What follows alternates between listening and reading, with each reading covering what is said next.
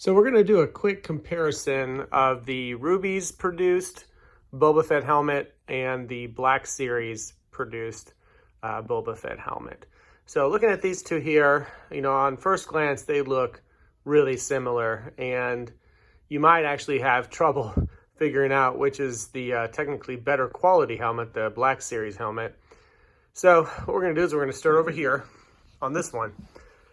So, again, you might actually wonder, is this the Rubies helmet or is it the Black Series helmet?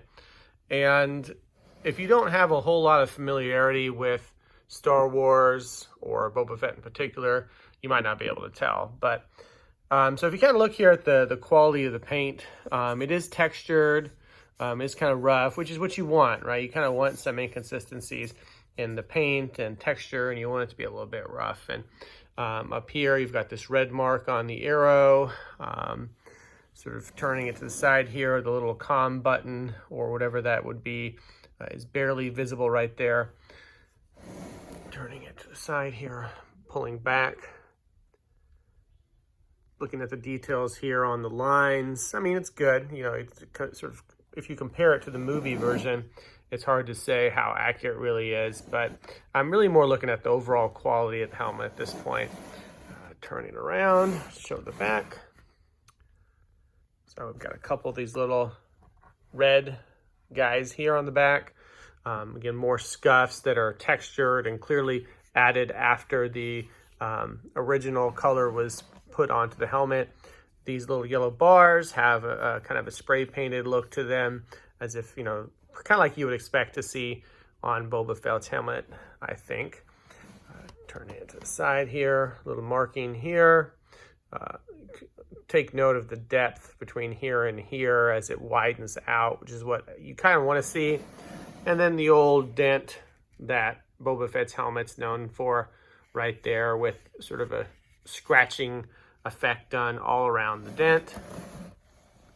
The lens is very thin, so you can see everything right through it. When you have it on, you can see your face really well through it. And looking now at the inside of it. So there's just a little bit of padding in here, and that's about it. This is actually a piece of tape from an additional visor that was put in place to give a little more darkness. And then on the back side here, it is marked Rubies, the little Rubies logo and the date, which was 2009. So, it's a pretty solid helmet. It's got an okay weight to it. It's definitely not flimsy. The little reader comes down on the side there. If it had batteries in it, those two little lights would glow red. And then you can see right there, this is not functional at all. You can't see through it. It just sort of drops down in front of your eye. So now, putting the Rubies helmet aside, let's look at the Black Series helmet.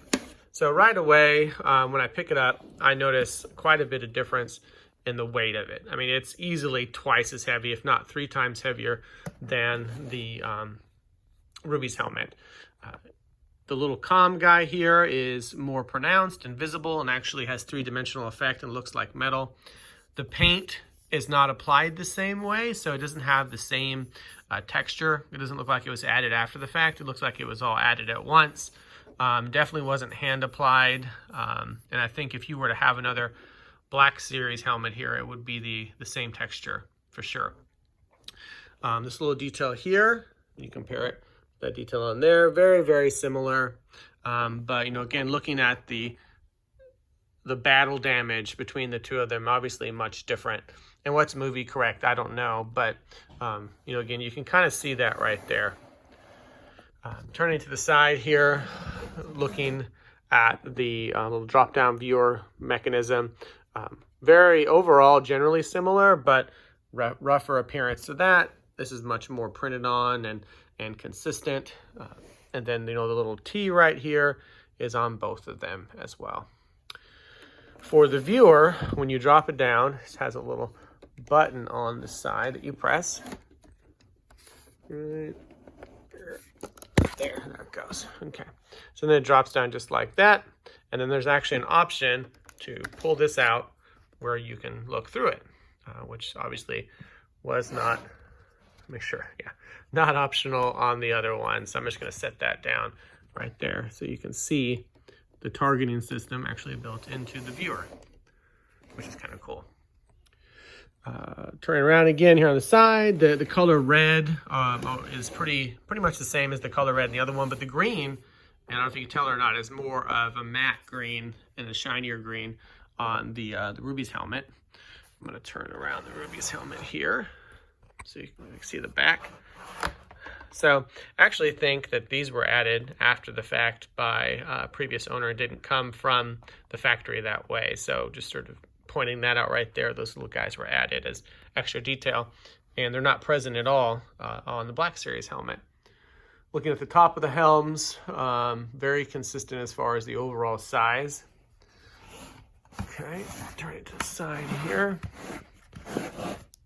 Okay, so again, the little marks on the side look very rough and unevenly applied, which is what I'd kind of want to see. You wouldn't expect real exact markings right there.